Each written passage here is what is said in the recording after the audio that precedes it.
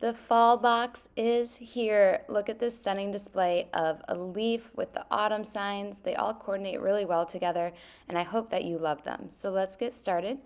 To do your very back layer of the sign of the month, you're just going to use a yellow sponge and evenly distribute the color all along the base. I used the stain because I wanted a little bit of the rustic look. The next layer is the leaves. I had a couple little insides still in my leaf, so I was poking those out with the tweezers. And now I'm just using a white sponge. I load the paint, unload on a paper towel, and then just dab in a hopping motion straight up and straight down over each leaf, whatever color I want to do it. Now you don't have to follow the same pattern of colors I did. There's absolutely no wrong here. Each leaf is going to take 2, maybe 3 light coats. And the reason I like to do this light coat hopping is because that way it doesn't get too much paint in the insides of those leaves or along the outside where it's looking a little more rounded with the paint. So get all of your leaves really nice and shaded in. Then you can put that side aside to dry. For the autumn sign, all I'm going to do is fill in with that same hopping motion, white for the word autumn. Again, you can do whatever color you want. The thing I love about this project is that you can continue to stack it and make sure that you like the way it looks. So in my trial, I decided my leaves needed a little bit of distressing. So to do that, I loaded a brush, unloaded heavily on a paper towel or the side of the paper here, and brushed an opposite color. So if it was an orange leaf, I brushed a yellow. If it was a yellow leaf, I brushed a little bit of red. And I'm using the same brush for all of that. It really doesn't matter. You want it to all kind of look rustic and natural. Then the top part, I painted the stain again. And now I'm just going to add a little touch of glue to all of the parts. They don't have to be overdone here, just a dab around each part of it's going to work just fine. Layer them, stack them, and you are done. We hope you love it. And on to the Maker Box project. This door hanger is stunning.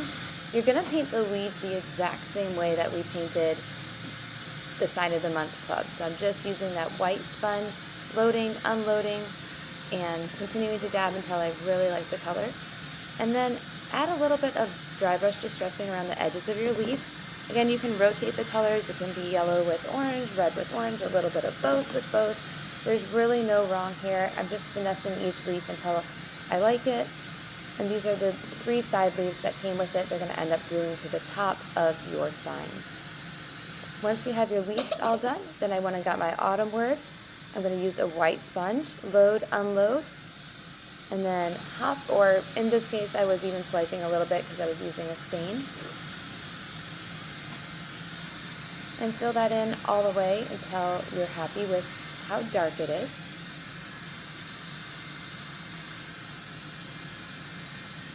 But remember to use just a little bit of paint. We don't want it to be too sticky in this situation, or go over your edges as well too much. If you do, it's not a problem. Just use a wipe and wipe it off. Now I have my background. I had done the same thing I did with Sign of the Month here, used a yellow sponge and stained it. And you see, I didn't do the middle there. You can, it's not going to hurt it to do the middle because you have another piece, but I'm just adding another layer here. I just chose to save my stain and not do the whole thing where it wasn't going to show.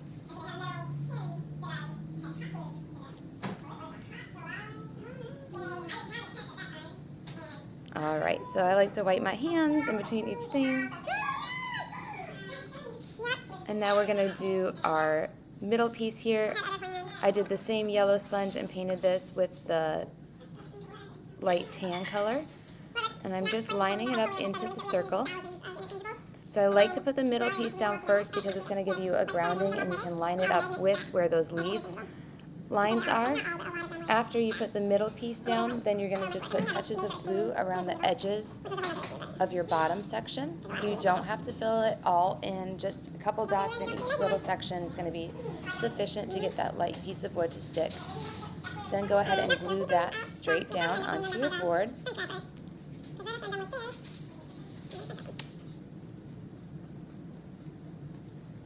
If you need to add a little bit of extra weight, you can put a heavy bowl or a pack of soda cans on top of it and it'll help post it down.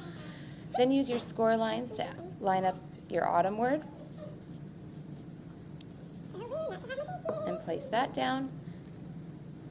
And your finishing touch is going to be to glue the leaves right onto those score marks that you see on top of the autumn. Then just simply run a twine through the door hanger and you are set.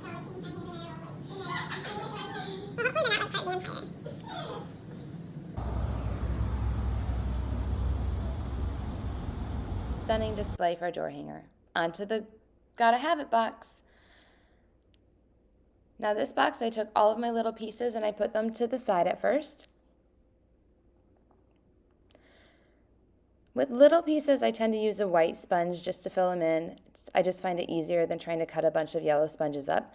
So I'm just dabbing lightly over each piece here until I get the background that I like. So I did the Falling For in a light tan. Now, anytime that you have an engrave, it's going to be really hard to use a paint because it's going to go inside of all of those engraves. So I like to use a stain for the engrave. If you do choose to use a color, I would water it down with a baby wipe or even an actual wet sponge, and that way it doesn't get all into that engraving. But I do prefer stain on the engraving ones. For this cozy, I just did a little bit of orange, and then I'm filling it in with some red to create an ombre. So I started orange all over, and then just feathering in some red, and then I'll come back to my orange and feather it back down, and just go back and forth until you see a nice blend.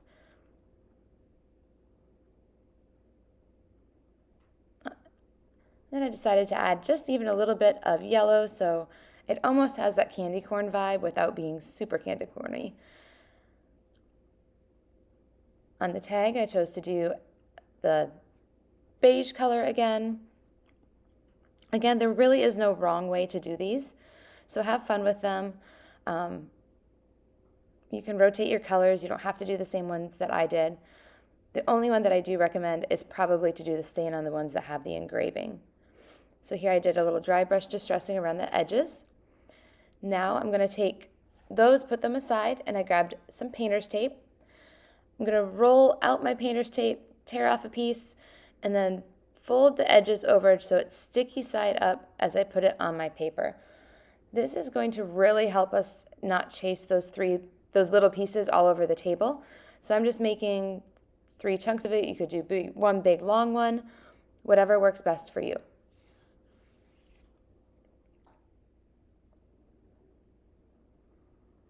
After you have your paint or your tape down, you're just going to take those pieces and stick them to it. And again, the only purposes for this is so you're not having to hold one side of the little piece while you're painting the other. It just helps it be a smoother process. So there wasn't as many words as I thought, so I didn't need that third piece of tape. But now I'm going to use that same white sponge, load, unload, and just hop straight up and down. It doesn't take a lot of paint, so you want to be sure you barely have any paint on your brush or your sponge. You just want to load and build layers until you like it.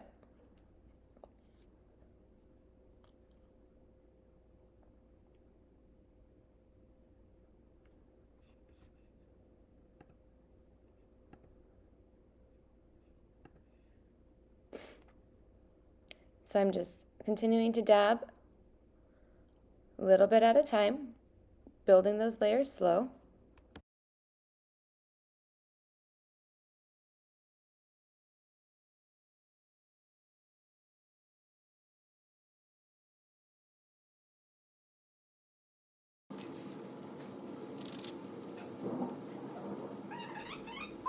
Now I'm going to do the same exact process with any leaves or anything else that I want to do. I did that same dry brush distressing.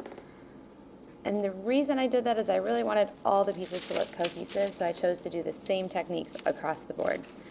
Now I'm going to get all of my bases, make sure I like how everything is, and then just go ahead and do some dots of glue. You have wood glue in your kit, or you can use super glue, and just line it up, place it down.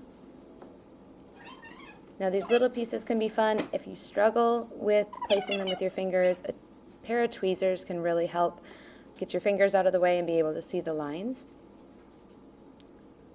Then we're just going to put some dots on the word cozy. I like to unload if I got a little bit too much glue, that way it doesn't push out the sides of it. So if you get a little too much glue, just kind of pop it on a paper towel before you put it on your wood, and that's going to help not get excess glue everywhere. Glue your leaf down, your little tag holder, and then the same thing for the word fall. Unload if you need to, line it up.